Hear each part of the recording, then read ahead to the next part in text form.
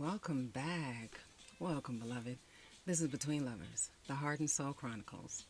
I'm T, your sacred guide, here to hold space for your soul's truth, guide where I'm lifted, and share as I learn. Today is a remembering and a recalibration. My goodness, I have missed you all. In my time away, I sat in deep reflection, preparing to bring you episodes that are not just words but lived truth. It matters to me to walk the walk I talk because I am my own blueprint, uniquely designed as we all are. There are days I sat in silence, gathering what was needed for these next episodes, so you could step fully into your life as the greatest experience ever. I bring all of me here, every lesson, every joy, every heartbreak, because nothing in my journey has been wasted, and I feel so fulfilled in myself, in love, and in life to be able to share from that place. And if you've read my books, heard me speak, or followed this podcast for a while, then you already know my story. I know love, laughter, and joy, but I also know heartache, trauma, and the weight of hard decisions. And I say this to remind you, you are not alone. So today is a remembering of what love requires and a recalibration of how we speak, listen, and choose. Welcome to the Divine Relationship Series. In these episodes, we are exploring love beyond the surface, why we choose who we choose, how our wounds shape our desires, and how communication and intimacy reflect our deepest truths, and what it really takes to build divine, balanced, and soul-aligned partnerships. Because this is more than a series about dating or relationships. It's a remembering of who you are, what love was always meant to be, and how to rise into love that frees you. So settle into a love that frees you. Settle in, beloved, and let's begin this journey together. This series is here to bring awareness to the multitude of complexities in relationships. It's not here to fix them, because healing, growth, they both require deeper work. These episodes will continue to give you a starting point, questions to reflect on, and truths to consider.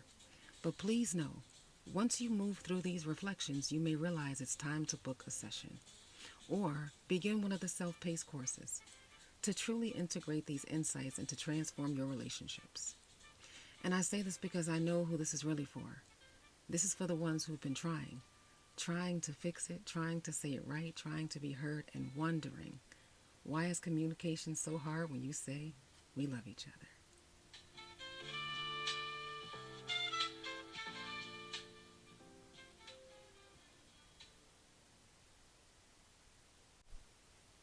Now, for the sake of clarity, I know it's not every couple, not every man, not every woman, not every person on the dating scene, but it's enough. Enough for it to be a pattern. Enough for it to be a collective wound we can no longer ignore. Love is being confused with tolerance in so many relationships. Love itself is not the issue because love is a given. It is divine law to love others as you love yourself. Too often, God's law is reshaped into something it was never meant to be, a way to control, to prove a point, or to hold power over your loved ones, rather than a truth we actually live out day to day. Because if the law were truly followed, we would understand that release, not control, is love. We would know that freedom, not fear, is what honors the Creator's command. Being your full self, without that mask of approval, without performing for acceptance, that's the key to relationship balance. And actually liking your partner as a person is crucial because love is already given, beloved, but friendship, respect, and adoration are choices. When people put suffering before self, they treat the wounds as proof of love. They end up attracting partners who rarely bring light. Instead, they find themselves locked in cycles of trading pain and blame, arguing week after week as if it's normal, never building the true emotional safety their hearts are craving. So really ask yourself, why is communication so hard when you say you love each other? One answer to this question could be this. Many people have made love subjective to their own needs. That's what makes communication so difficult, because many want love without responsibility. They want intimacy without accountability. They choose partners who won't challenge them, partners who stay quiet while they sit in their trauma, pain, or mediocrity. Because when life already feels heavy, a partner who doesn't call you out or push you higher can feel like love, when really it's just avoidance of growth. And that might feel safe at the moment, but those patterns will follow you into every relationship until you heal, until you require more from yourself, until you recognize that real love does not cater to wounds, it calls them into wholeness. Let's get into some teachings and reflections. But before we go a little deeper, take a breath. These topics can be difficult, and they can stir old wounds and hidden truths. So remember to breathe. Inhale truth, exhale fear. Pause anytime you need to. Come back when your body feels ready. This space is here for your healing, not to overwhelm you. Now let's dig in. What if I told you the bigger issue people have in relationships isn't simply communication, isn't sex, isn't chores, finances, or even parenting differences. It's unresolved wounds, and those wounds don't stay buried. They leak into the relationship until love itself feels heavy. Because wounds become communication breakdowns, feeling unseen, unworthy, and unwanted. Expecting your partner to carry what you never healed. Using intimacy as proof of desire instead of acts of connection. Refusing to ask for help because vulnerability feels unsafe. Confusing provision with money instead of presence, care, and protection. Same root wound, different expressions. But the fruit is the same. Distance, disconnection, and love that feels like labor instead of liberation. Because many are not fighting with their partners at all. They're fighting with the ghost of a parent through their partner's body. Unresolved childhood contracts replay as adult expectations. Until they are healed within, love becomes punishment. Partnership becomes projection, and intimacy becomes a battleground. What if this is actually bondage disguised as intimacy? It's as if most people are tolerating each other, believing tolerance is love. It says, I'll tolerate your wounds if you'll tolerate mine. But darling, tolerance, obligation, and longevity are not love. They're conditions. The kind that turn relationships into transactions, bound by fear, performance, and appearances. It sounds like, if you meet my conditions, you can stay. If you don't, I'll punish you with silence, withdrawal, or resentment, and call it love. And you'll believe it because it feels familiar. The same kind of love you felt, saw in your parents or in your caregivers. And sometimes you swear you're doing the opposite of what you felt, of what you witnessed, but you're not. The pattern still has you. It doesn't ask, it doesn't beg, it just follows what it knows, even if that means walking straight into hell, hand in hand with suffering, thinking it's love, calling it love, and clinging to it as if it were love, the whole way. Telling yourself, at least we have each other. It becomes the excuse that keeps you there. But listen, we've already named the counterfeits, the patterns, the conditions, the way that calls itself love but never feels like freedom. So let's name the real thing. Because love, true love, has roots. It has breath. It has a foundation you can stand on. Acceptance, growth, correction, reciprocity, and appreciation are love. They are foundations that sustain. The truth that feels free. Acceptance says, I see you as you are, without demand or disguise. Growth whispers, let us rise together, for love is a living thing. Reciprocity assures, I pour and I receive. We both are nourished here. And appreciation? Appreciation declares, I honor you now, not only in absence. These are not conditions that bind, but foundations that free. The soil where love breathes, expands, and endures in truth. Now, accountability seems to be the big bad wolf, that proverbial shadow we keep tucked in the closet, because accountability calls us to face the parts of ourselves shaped by trauma, the patterns we'd rather defend than transform. It is not, I'll let you do harm just to keep the peace. It is, I love you enough to tell you the truth. True love, by contrast, is unconditional in essence, because it flows from the divine law to love all others as you love yourself. But It is reciprocal in practice. It requires respect, growth, and truth to thrive. But here's the deeper layer. Many people don't truly love themselves, nor do they often realize it. And that's why this episode resonates. Because if you did, you wouldn't cling to someone else's trauma just to be loved. And you definitely wouldn't stay because their wounds feel heavier than yours, making you feel necessary. You wouldn't confuse them with the parent you wish you had, if you weren't operating in wounds. Accountability is the courage to name hypocrisy, imbalance, or bias, not to wound but to restore. It is counsel, not condemnation. It is love's guardrail, steadying both souls on the path of truth. You cannot have a healthy relationship or friendship with someone you cannot hold accountable. If you are in my life, I will speak truth when asked, or when silence will cause harm to you or others, because love tells the truth. If I stop sharing those truths, it is because I can no longer watch you destroy, minimize, or disrespect yourself. But it doesn't mean the truth is not still in there. Because love remains, even if it's from a distance. Now, I can empathize with your pain. I've been there. But I will not pretend, perform, or die slowly inside beside you. I cannot care for you more than you care for yourself. And all of you will learn that too, if you don't already know it. And that's where accountability and love meet. Because without mutual respect, without the willingness to hold truth, relationships collapse under pretense. People are in relationships with partners they wouldn't even choose as friends. And that's the problem. Because friendship is the very foundation of respect. Because in friendship, we tend to listen more deeply, expect less perfection, stay open to reflection and correction, and give each other space to grow without the weight of possession.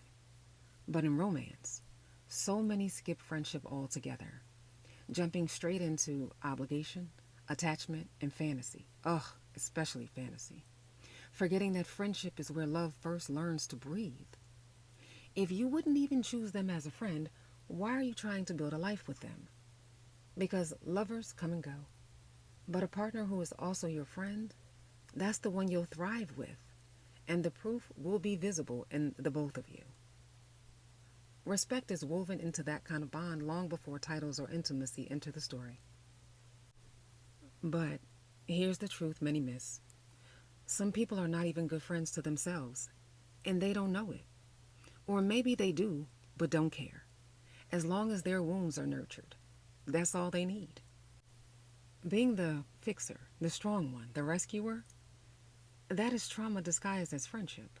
It is the need to be needed, the savior complex, not genuine presence. So pause and ask yourself, if you have many people in your lives, friends, lovers, even companions, do you feel whole, full, accepted and seen? Or do you feel the opposite? If you have fewer people around you, do you feel weighed down, lonely, anxious, or depressed? Or do you feel lighter, freer, more at peace? Because here's the paradox. When you step into authenticity, you will release many people you love, but you will feel the best you've ever felt. You see, we carry the weight of those we surround ourselves with. Why walk around the world with tons on your shoulder when life can feel light and loving? Longevity alone should never be the goal, because time can create the illusion of depth, even in love. It's not about how long you've been together, but how true you are while being together. The longer you stay, the more it may feel real, but longevity does not equal alignment. So, what if I told you many people don't even like their partner? They like the idea of their partner, the role they play, the security they offer to their loneliness and lack, or the wounds they help them avoid. Because if love feels foreign, even if it's safe, they will sabotage it. Trauma wounds deceive you. They whisper, if love feels safe, you must not deserve it. So you grow restless, unworthy, and run. Because safety feels unfamiliar. But if love feels unsafe, you stay, because chaos feels like home. That's the inversion, though. They run from what could heal them and cling to what keeps hurting them because familiarity feels safer than freedom. And too often, especially in marriages and long-term relationships, they call it divine law. But in truth, it's suppression dressed up as love and manipulation disguised as faith. Take a breath.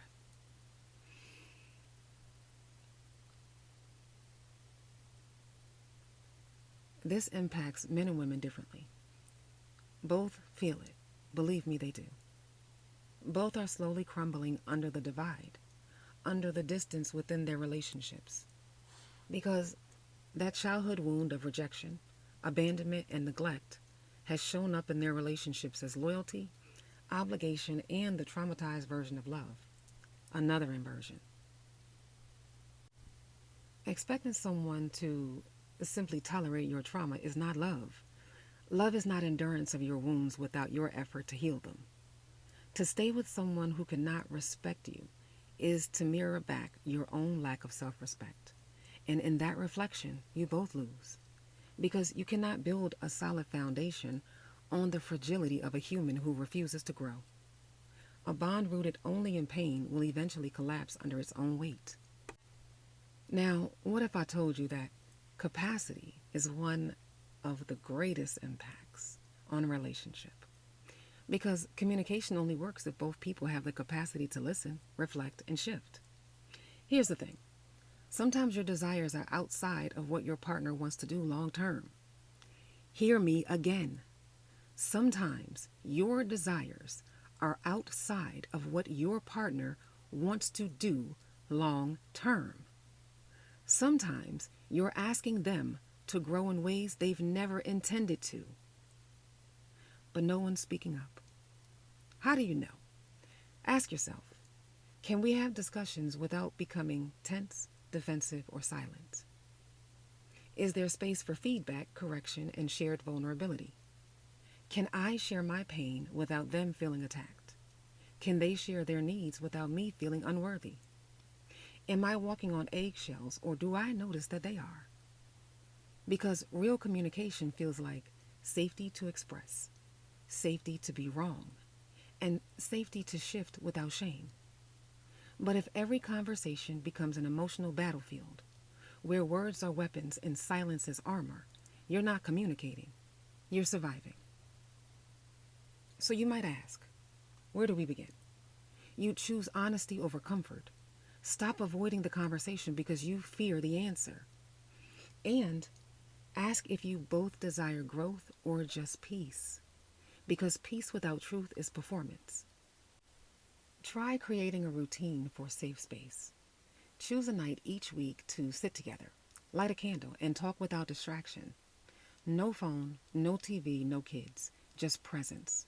Check in with their capacity. Ask them, is this a good time for this conversation? Respect their emotional energy, but also be aware of yours. Check in with your own. Please check in with your own. Don't initiate deep talks from a place of anger, exhaustion, or fear. Center yourself first, because communication is only as strong as the safety it stands on. And beloved, some people don't just avoid communication, they manipulate it. For many, emotional manipulation is not intentional malice. It's a survival strategy learned in childhood, where guilt, control, withdrawal, or blame became ways to get their needs met. But those childhood trauma strategies, when carried into adult relationships and friendships, they become destructive patterns. Because when manipulation is the baseline of relating, true connection can never exist. It harms the people around them. It breeds resentment and confusion. It keeps their own hearts locked in isolation. And if your partner never wants to talk, never wants to reflect, and barely wants to shift, or if every conversation becomes a twisted mirror where you're left questioning your own worth and sanity, you're not in a relationship. You're in a performance of one. So, reflect today. Who does my partner remind me of in my childhood? Where do I feel unseen, unheard, or unappreciated? And where do I do the same to them? Does my partner have the capacity to hear me or just listen? Do I have the capacity to hear them? Am I emotionally manipulative in subtle or overt ways to get my needs met? Do I use guilt, withdrawal, anger, or silence as a tool to control the outcome? Am I combative or difficult to talk to when the conversation isn't comfortable for me? Am I a safe space for honest communication or only when it benefits my ego? Are we capable of growth together, or am I trying to grow alone in their presence? Write it down, breathe it in, and remember, love without truth is performance. Truth without love is cruelty, and we need both to heal.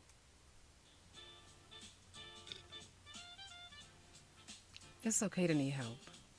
You're a soul having a human experience. You don't have to have it all figured out, but you do need to be accountable and responsible for your actions and words.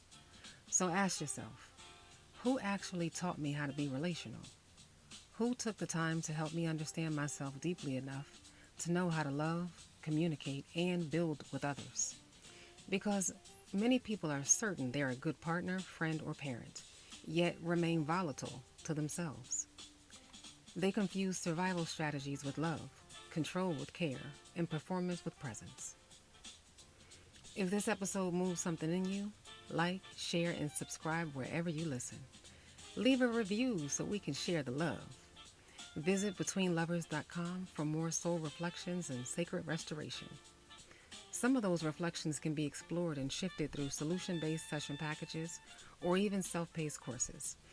But some wounds run deeper and may require more intense therapy. Don't be ashamed of that. Be deserving of healing. Be deserving of safe, true love. Because, beloved, you are. Don't forget to follow at Between Lovers on TikTok and Instagram. I am T, and this is Between Lovers, the Heart and Soul Chronicles. Thank you for joining me. And until next time, walk boldly, walk gently, walk soulfully, and if you're called, walk free. Peace.